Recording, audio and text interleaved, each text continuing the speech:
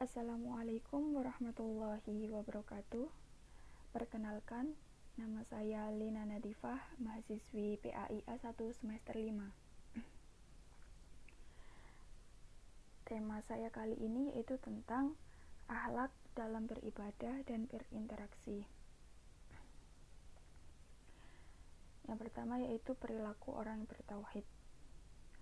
Seperti firman Allah dalam surah Al-Anbiya ayat 25 yang berbunyi, "Dan kami tidak mengutus seorang rasul pun sebelum engkau Muhammad, melainkan kami wahyukan kepadanya bahwa tidak ada Tuhan yang berhak disembah selain aku, maka sembahlah aku."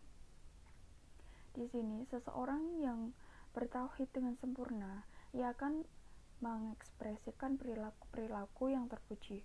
Sebab orang yang bertauhid dalam mencontoh sifat-sifat Allah yang maha mulia, seperti Allah maha pengasih, maha penyayang, maha pemaaf, dan maha pengampun.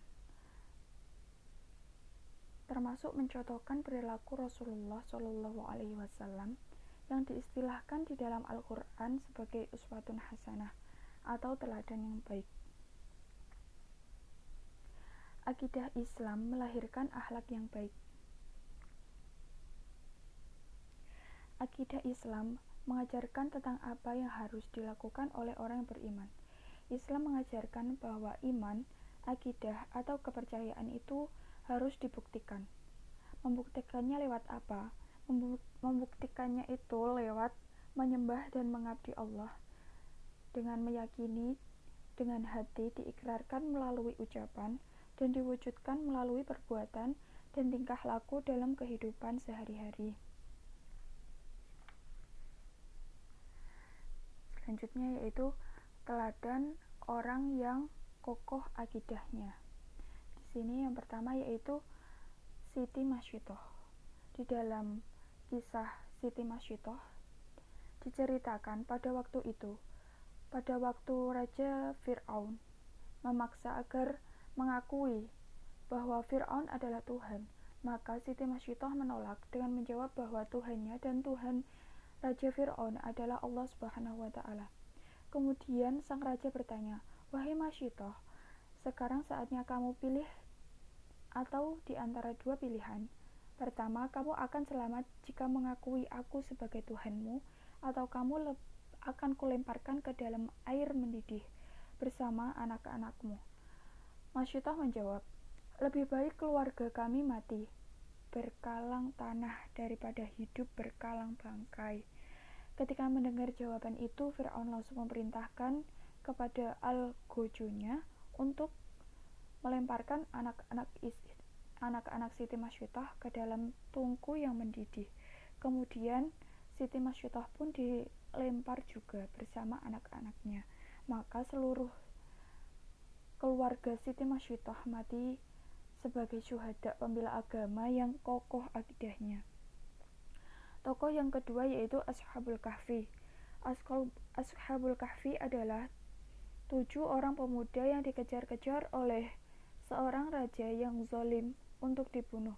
Mereka dianggap sebagai perusak akidah nenek moyang raja dan keturunannya.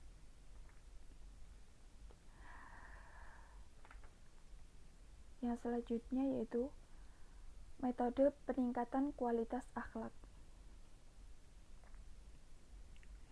Nabi menyatakan bahwa perbaikilah akhlak kamu sekalian. Al-Ghazali berpendapat bahwa untuk membentuk akhlak dapat dilakukan melalui pendidikan semenjak kecil secara kontinu dan melalui keteladanan. Di sini menurut Bimo Walgito dalam pengantar psikologi umum mengungkapkan bahwa perilaku manusia sebagian besar ialah berupa perilaku yang dibentuk, yaitu perilaku yang dipelajari. Menurutnya, ada 3 cara pembentukan perilaku sesuai dengan yang diharapkan, yaitu yang pertama yaitu dengan cara kondisional atau conditioning atau kebiasaan dalam bahasa Indonesianya, yaitu dengan cara membiasakan diri untuk berperilaku seperti yang diharapkan. Akhirnya terbentuklah perilaku tersebut. Yang kedua yaitu dengan cara pengertian, yaitu dengan memahami suatu konsep sebagaimana teori belajar kognitif, yaitu belajar dengan disertai adanya pengertian. Yang ketiga yaitu dengan cara menggunakan model, yaitu memberikan contoh atau keteladanan, seperti orang tua sebagai contoh bagi anak-anaknya, pemimpin sebagai panutan dengan yang dipimpinnya, dan seterusnya. Selanjutnya yaitu ruang lingkup penerapan akhlak. Yang pertama, akhlak dalam beribadah. Akhlak dalam beribadah di sini dijelaskan, yaitu akhlak dalam beribadah kepada Allah dengan cara berzikir, bertawakal, berdoa, selalu bergantung kepada Allah, merasa butuh akan perlindungannya, merasa butuh akan pertolongannya, ikhlas dalam hal apapun termasuk takdir Allah, beribadah serta mentaati segala perintah dan larangan-larangannya. Dengan tujuan apa? Yaitu dengan tujuan semata-mata mengharap ridho kepada Allah Subhanahu wa taala. Yang kedua yaitu adab terhadap diri sendiri. Adab terhadap diri sendiri di sini itu ada 3 klasifikasi. Yang pertama yaitu berhubungan dengan fisik. Dengan fisik di sini dijelaskan seseorang muslim itu mempunyai kewajiban menjaga fisiknya agar tetap sehat, karena ia harus makan dan minum sesuai yang disyariatkan, seperti makan dan minum yang halal, bergizi, sehat, dan tidak berlebihan. Yang kedua berhubungan dengan akal, yaitu dengan cara meningkatkan kemampuan intelektual dan daya pikir, karena intelektual dan daya pikir merupakan potensi dasar yang diberikan oleh Allah Subhanahu wa taala kepada seseorang untuk dapat dikembangkan. Yang ketiga yaitu berhubungan dengan jiwa dan roh. Seseorang yang beriman atau berkewajiban untuk secara terus-menerus menjaga kebersihan dan kesucian jiwanya dengan cara beramal ibadah dan melatih pikiran dan hatinya agar selalu berada pada posisi yang bersih dan positif. Selanjutnya itu adab dalam berkeluarga. Dalam sebuah hadis riwayat At-Tirmizi disebutkan bahwa sebaik-baik kalian ialah orang yang baik terhadap keluarganya, dan aku adalah orang yang paling baik untuk keluargaku.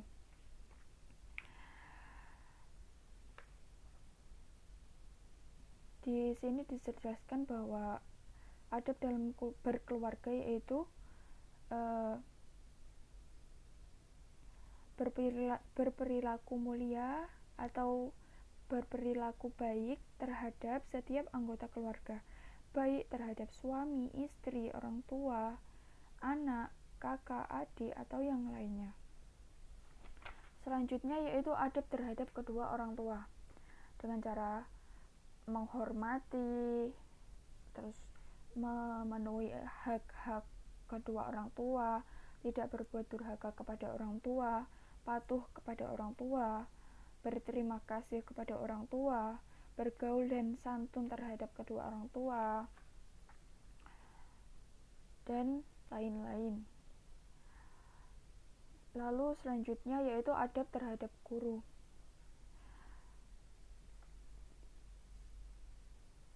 Adab terhadap guru di sini bisa kalian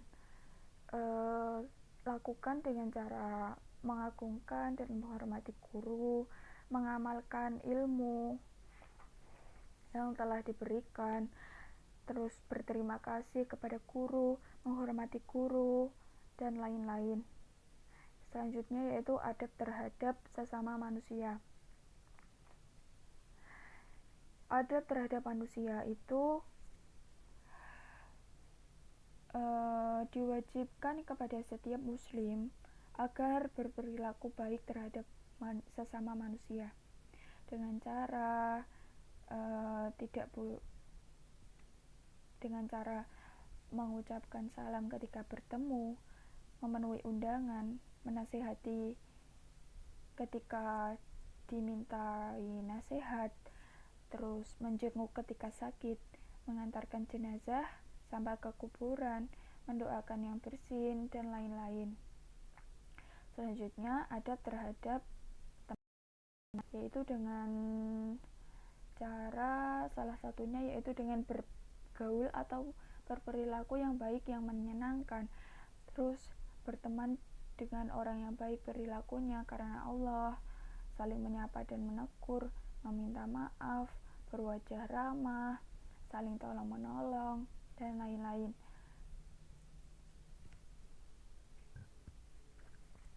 Adab selanjutnya yaitu adab terhadap masyarakat, dengan cara berbuat baik dan meninggalkan perbuatan buruk dalam pergaulan, berperilaku jujur, lemah lembut, kasih sayang, dan lain-lain. Terus yang terakhir yaitu adab terhadap lingkungan alam. Di sini dengan cara seorang muslim itu dapat menjaga lingkungan alam sebagai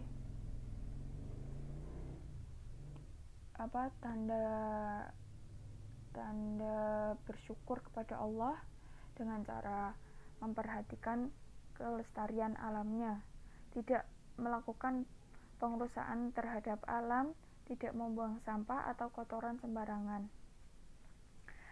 Selanjutnya yaitu membiasakan akhlak terpuji dan menghindari akhlak tercela. Membiasakan akhlak terpuji. Yang pertama dengan hikmah atau sifat berpikir dan bertindak untuk membedakan kebenaran dan kesalahan.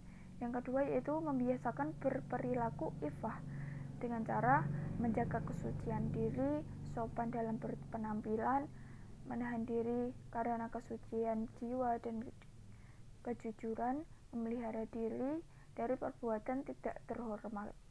Yang ketiga yaitu membiasakan diri berperilaku syaja'ah. Syaja'ah yaitu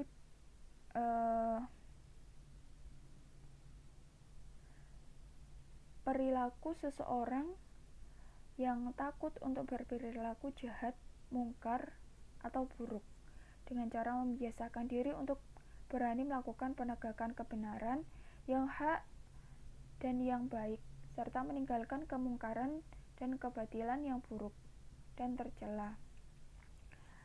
Yang keempat yaitu membiasakan diri berperilaku adil. Adil adalah perilaku atau perbuatan seseorang untuk memberikan hak kepada orang yang berhak dengan tidak membeda-bedakan di antara orang-orang yang berhak itu. Selanjutnya yaitu menghindari diri dari akhlak tercela dengan cara yang pertama yaitu menghindari hubud dunia atau terlalu mencintai dunia. Yang kedua meninggalkan sifat hasud. Sifat hasud seperti iri hati, dengki, dan lain-lain. Yang ketiga menghindarkan diri dari sifat takabur dan ujub. Takabur itu seperti halnya ujub atau sombong, congkak, atau berbangga diri. Di sini seseorang wajib menghindari dari akhlak tersebut. Yang keempat yaitu menjauhkan diri dari sifat riya. Sifat riya yaitu sifat yang tercela, yang kapan seseorang itu melakukan suatu perbuatan dengan tujuan untuk dipuji oleh orang lain, bukan hanya semata-mata untuk Allah. Selanjutnya yaitu membiasakan diri bersyukur, qanaah, ridho, dan sabar.